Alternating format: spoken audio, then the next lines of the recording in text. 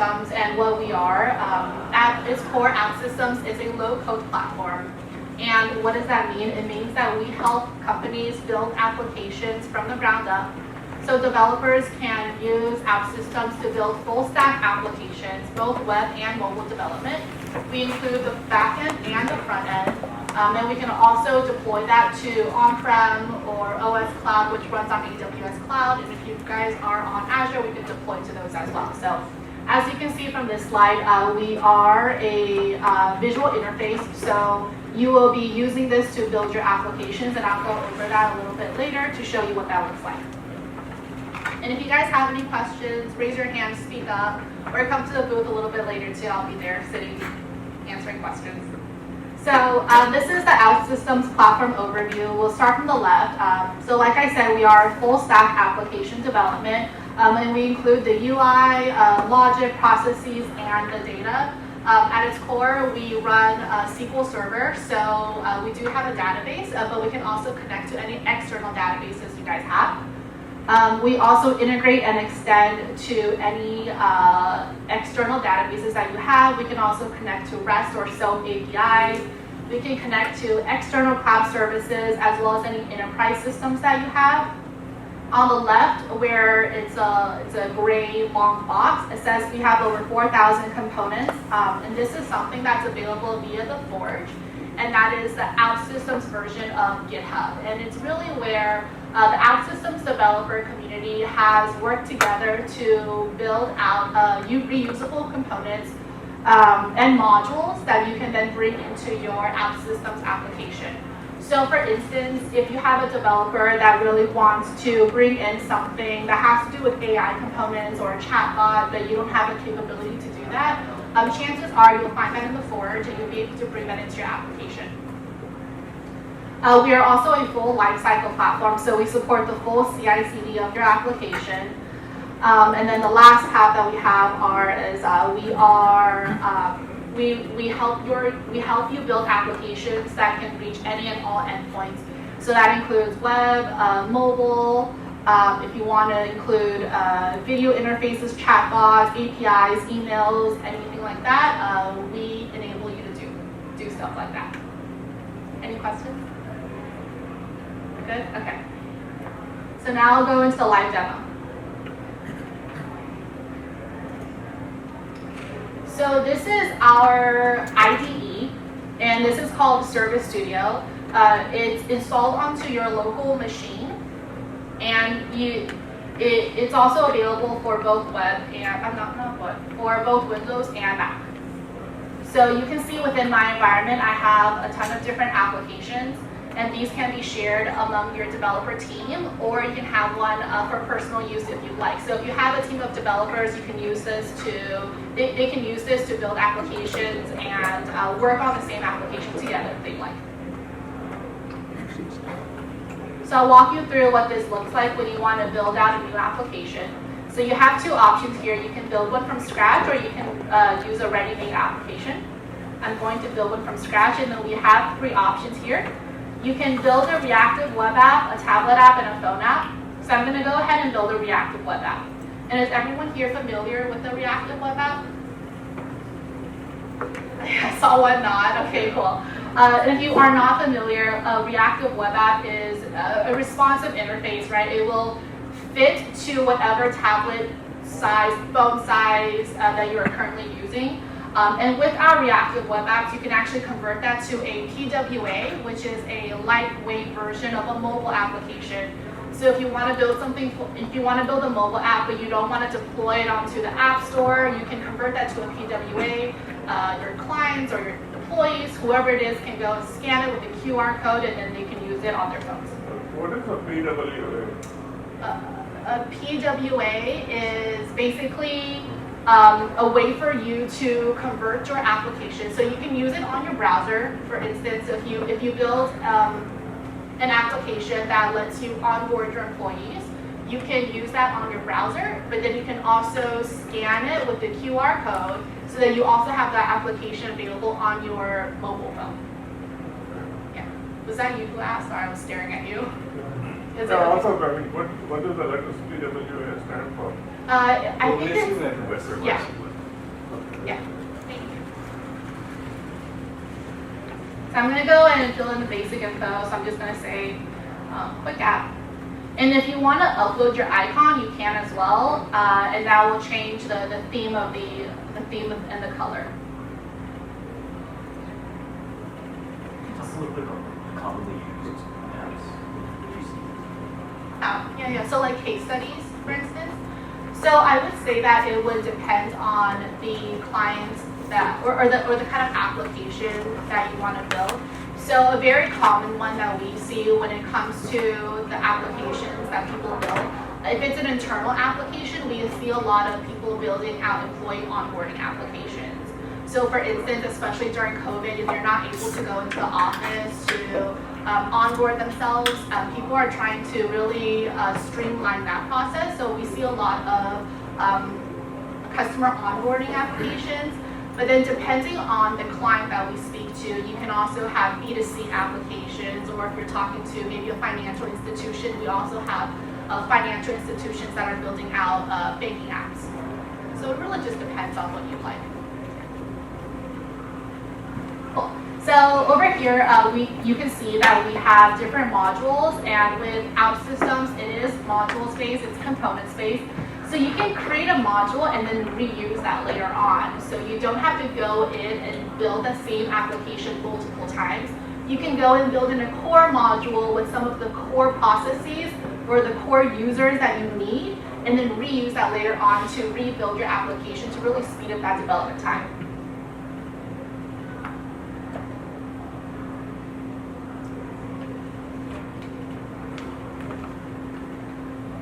So this is our interface, and I'll start from the middle. This is our user interface, and this is where most of your development is going to be taking place. On the bottom, we have something called our True Change Engine, and this is an OutSystems capability that really lets you validate the code that's being taken place on the back end. So every time you do something, there is code that's being generated. It's being generated in .NET. And if there are errors or if there's any warnings, it will show down here. It's just going to validate what you're doing to make sure it's correct. And we do have a debugger as well. On the left over here, we have different widgets. So we have screens and blocks, and these will change depending on the screen that you are on.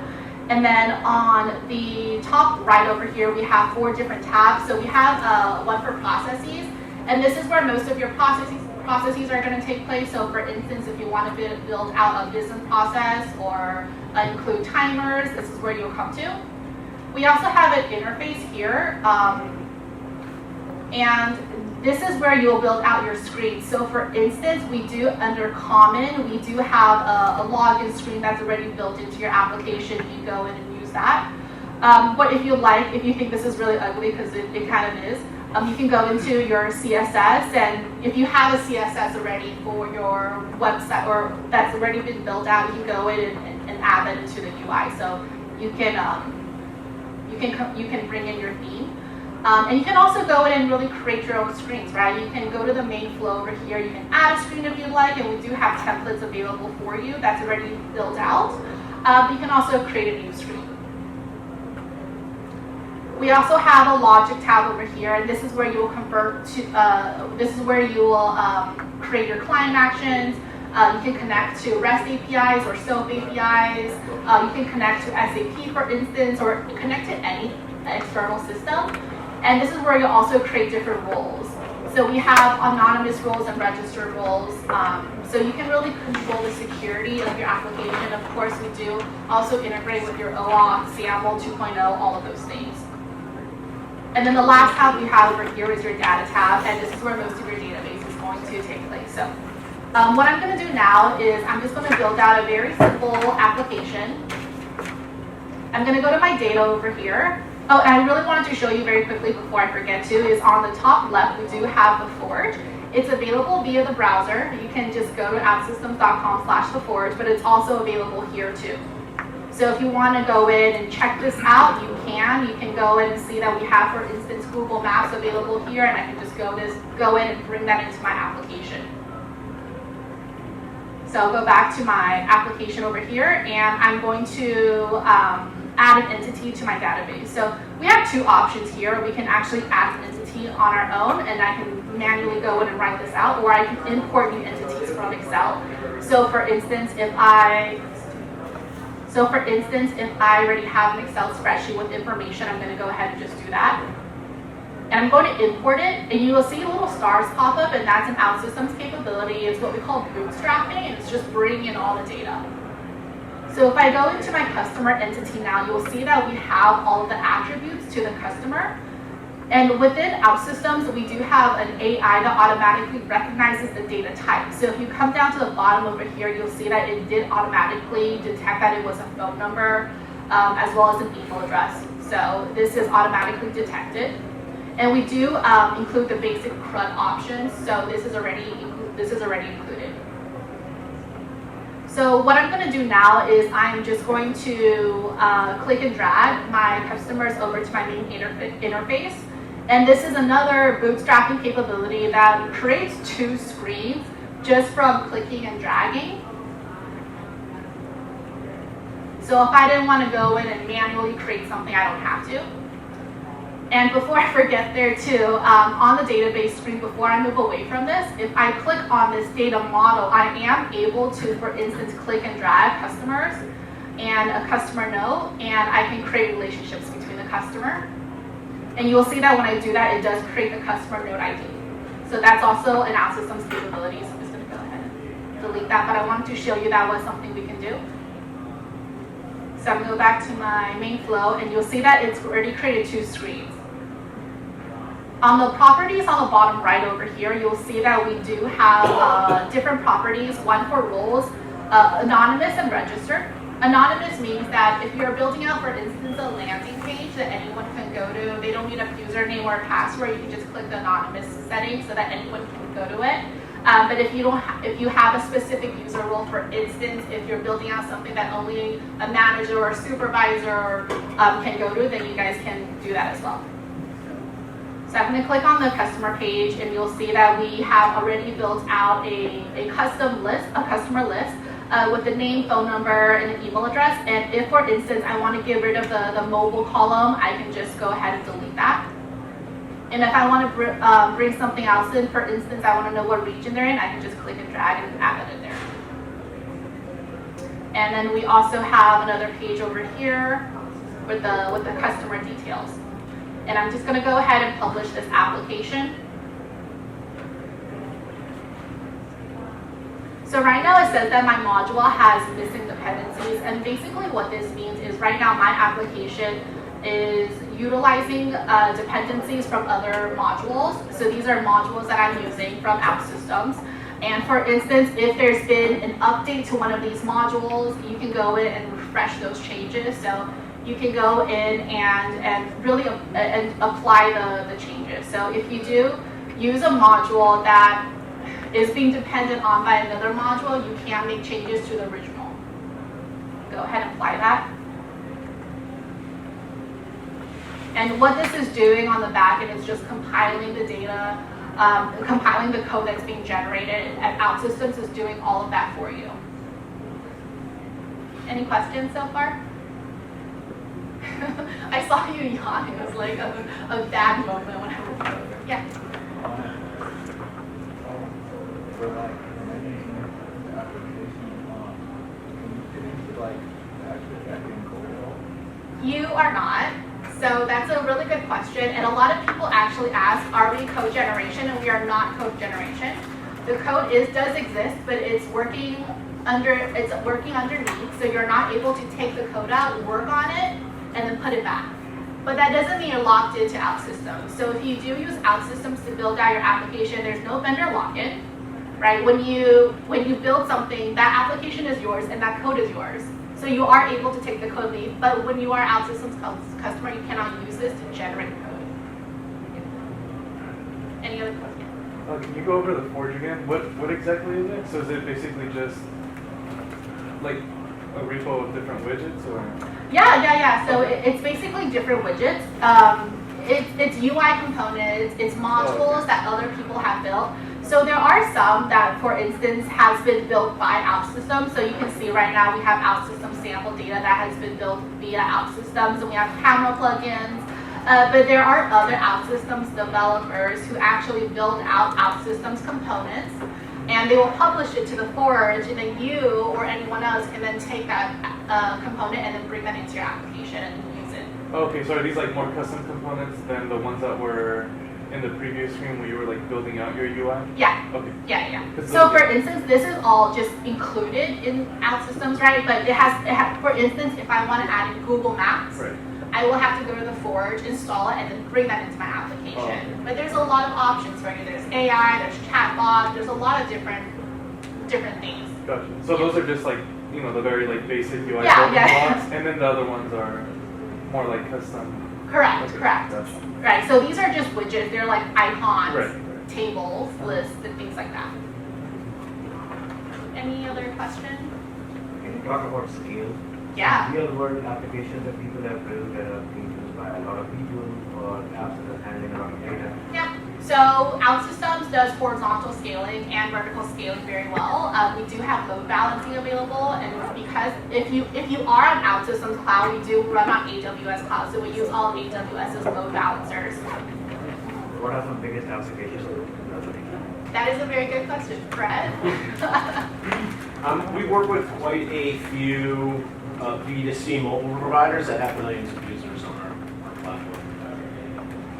Yeah. So we work I mean, with. it can go pretty much as high as you want. We're also releasing a new product that'll be more containerized that even helps scaling a bit further. So really, truly build native in the cloud. Yeah. And we work with large enterprise companies, right? We work with T-Mobile, Verizon, Toyota. We work with large companies. And for a lot of these large companies that do focus on B2C, we are able to scale appropriately, either horizontally or vertically, depending on your needs. Yeah. So this is the application that I built. As you can see, it's very basic. I don't have a theme. But you can see in the span of maybe 5 minutes or even less, I was able to build out an application that's running on my environment. I'm able to include pagination in here as well as searching capabilities. And if I wanted to go in and add a customer, we do have the basic CRUD options, right? So I'm just going to go in. This is my favorite.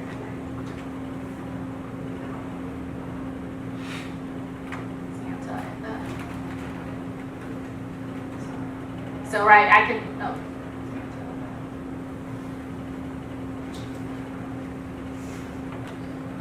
And as you can see, I'm able to then search for this new customer that I just created. And if I go to this customer, I do have the ability to then edit. So this is really the basics of what I wanted to show you. And I also wanted to show you very quickly before I navigate away is how the logic looks like on the back end. So if I go to this,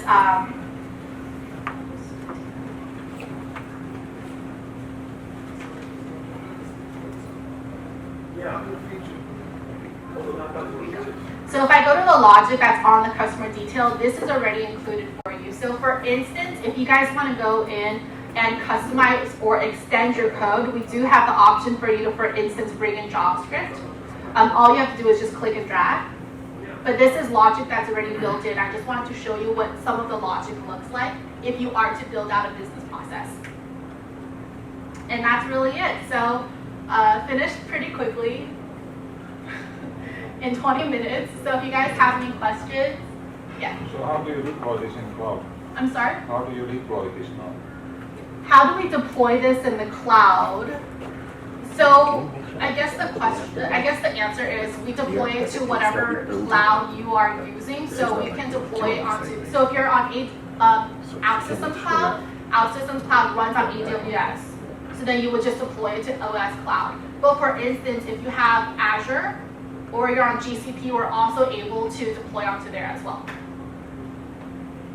So you are doing the deployment? Yeah. Yeah. Our cloud is a fully managed service. So someone buys it, they get a couple of different environments from us, and then we take care of everything on the back end. But if you're an AWS fan, that does go and count towards that particular client's AWS usage as well. And I'll show you really quickly too what that looks like. So we do have something called lifetime. and that's available via the browser. And you'll see that as an essay, I'm actually missing one, but if you were to become an OutSystems customer, you do get a dev environment and then a prod environment. You also get a test environment as well. So for right now, it only shows 2 for me, but you are able to then go into your environment. You can see that you're able to, it is a full CI/CD application is basically what I'm saying. So what is the tech stack which you're using to use? Yeah, so the tech stack underneath is .NET, and we also include, so the database is SQL Server, and we also include JavaScript, CSS, and HTML. And you own all of the code afterwards, so we can spit out some of that pre-built stuff into traditional code and let you guys run with it. That's if you are to leave OutSystems. That's You if are you not want, able if you to want do that. to go back, yeah, to the old school. Yeah. Yeah, so that's, sorry, I'm like so hot. So, do you guys have any other questions? And how's your product priced? Oh, another great question. It's priced on users, internal and external. So internal, obviously, with the company email address. External for anybody that wants to use it. It scales up very quick and easy. Again, into the millions. And then it's something called application objects. So it's database screens, and what's the third component? It is a client action or integrate. It's an integration. Yeah, integration. So for example, if you want to create one database, that will be one AO. And then if you want to connect to one REST API, that will be another AO. And then we sell them in AO packs. So we quickly scope the project, give you an idea of that. But it scales up. It's pretty much try it and then scale up. So pricing starts pretty low. And then again, as you build more applications on it, you scale as they grow. And I wanted to just let everyone know here, after the demo, you guys can get started with OutSystems today. You do not have to purchase OutSystems to try it out. You can go and use our free edition. It will run on your personal environment. Keep in mind that you guys will have to make changes. I believe it's every 3 weeks or so. And if you don't, the personal environment will go away along with the application that you built. But we do have people who use a personal environment to actually build an application that is actually running, and they can use it for their customers or they can use it internally. So please go ahead and try it out. It's really easy, and I think you guys will really enjoy the ease of it. So once the application is ready, right, like you want to deploy it to some cloud environment, like AWS, GCP. Sorry, could you repeat that?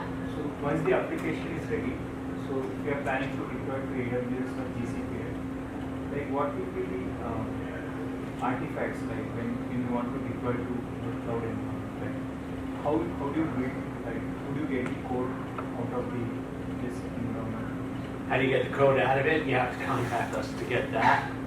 Yeah. And then the underlying you told .NET, right? So it will be .NET. Yeah. Yeah. So if we want to run the .NET application, we need the .NET setup in the cloud environment. If they want to run a .NET application, do they need a .NET setup in the cloud environment? No, you don't. Okay, so to be clear, so even for a government like the contract with government then it's you for that part you have to go through you. If you wanted all of No, there's no why one is the Yeah, if you want all of the I want- underlying code to some of the stuff that we built, there's an agreement that you have to. We don't want to give away. No. No, not for that. I just want to be clear. It's not for me. It's for the contract. Yeah. It still have to go through you. Okay, that's what. Yeah. Sorry, I can't. Thank you. We got it. Thank you. Central location is important. Yeah.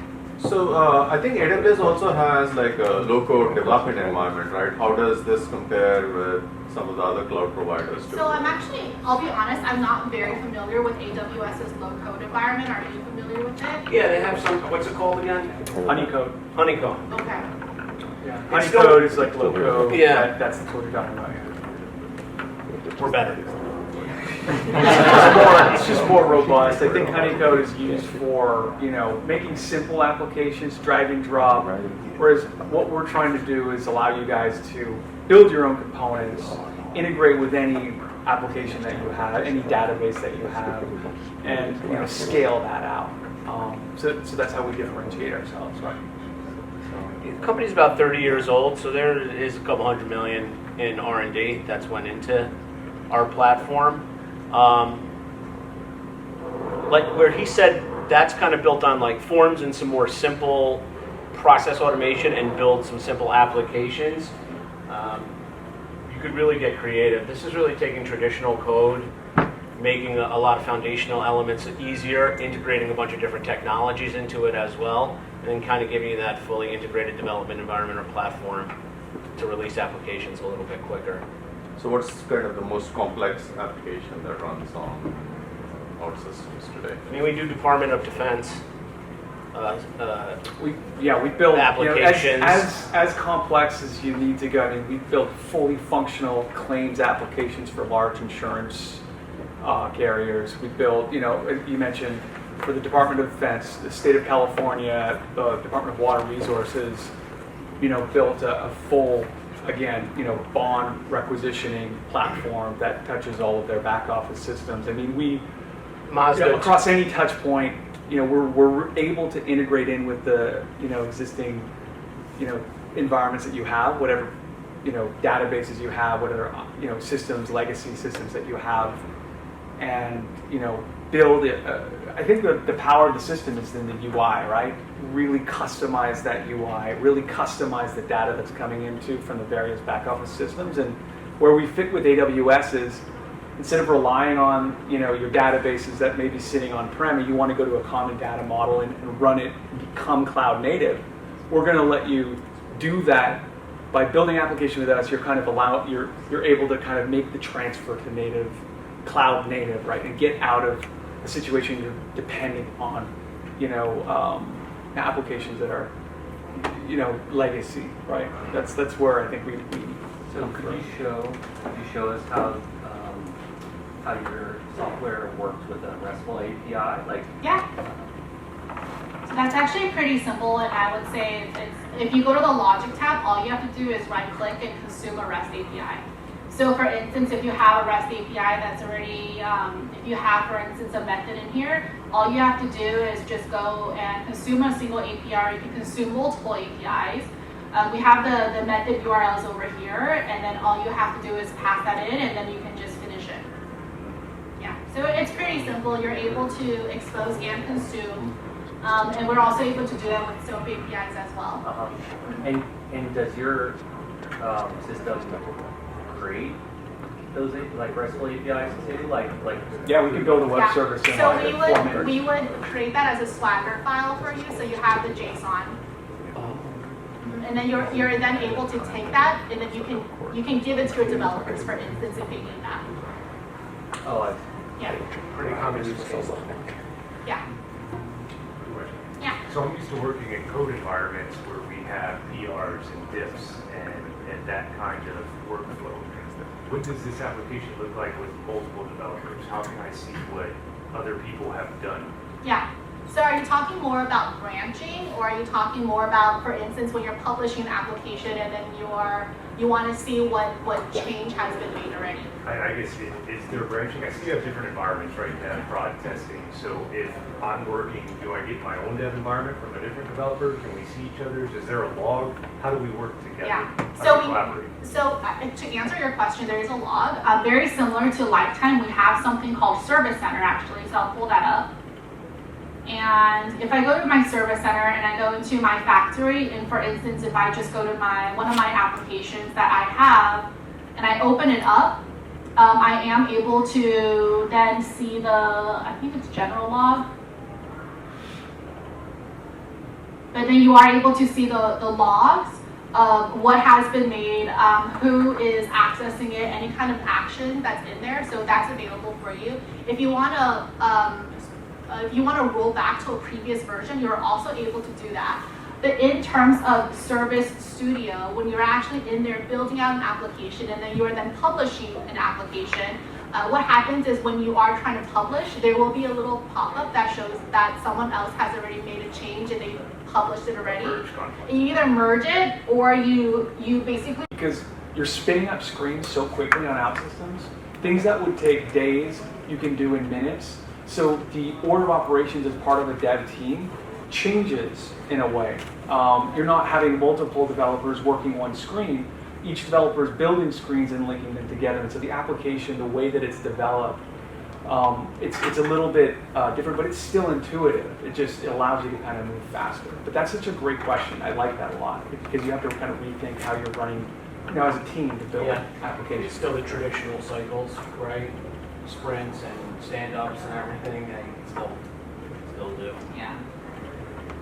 I wanted to see if I could show you guys the app I just built, but it's so new and there hasn't really been a previous change. But what you were saying. Yeah. We'll get you. We can actually. What we want to do is anyone that's interested, we want to build an app with you. We'll get a meeting set up. We'll get a Zoom. We'll get Shinan or Scott or one of the guys on the phone, and we'll literally go hand in hand. We'll build a web service with you. We'll build an app with you just to show you how it's done, and then we'll give you a link to a free. You can have the free solution, and you can play around with it and build your own stuff. And we're trying to spread the word, build the community. We're really excited about this technology. It's been around a lot. It's very well known in Europe, but sorry. I was just gonna say for what you were mentioning earlier, if you do want to do a free edition, you do not get a shared environment for your development team. You get a personal one. So you won't be able to do the conflict resolution. But if you, for instance, sign up and you get a standard package, you will be able to do the conflict resolution that's available. So just the FYI, if you guys want to download the free edition, it's for your personal use. Yeah. Yeah. For some application like RESTful application, do you provide any default monitoring, metrics, logs? Yes. Yes. So we have analysis. We have a lot of analytics available for you on the back end. That's available via a service center, which I just showed you. So you'll be able to see all of the different logs. You'll be able to also customize if you want to, for instance, limit how many RESTful APIs go in and go out or come in. You can go in and kind of change all of that if you like. But we do have logs for all of those things. And I believe the logs on our end stay for about 9 weeks, so you will have time to go in and review all of those things. That's assuming you're private cloud, right? I'm sorry? Is that assuming you're private cloud, but like if you post it if you push your code into AWS, then is that going to run in like containers inside of AWS or? No. What he was saying is a new product that's coming out. It's not GA yet. It won't be GA until next year. Okay. Yeah. One quick question. Yeah. If someone goes to build a mobile app and they just like to the App Store or Android Store, is the process any different? Who will do the publishing of the app? OutSystems do it or That's a great question, and we do all of that for you. So you can go in and build a native mobile application, and then we will take care of all the back end.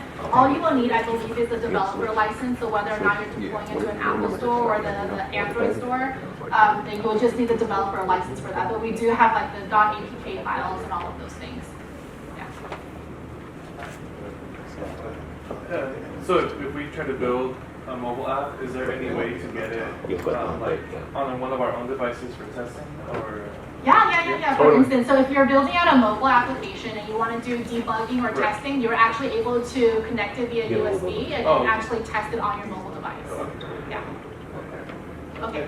Are there tools in your application to convert, like let's say I'm doing a React app and then I want to like, not obviously use PWA, but like to convert it to a native app. Basically like, oh, here's my customer screen, here's the version of the mobile app, and then I just kind of like it frames it, and then I just kind of you can strip out things for Yeah, you can. So for instance, those reusable modules, you can make them you can actually make it so that it's exposed within your environment, and that you are able to take that, because at the underlying core it is the same code base.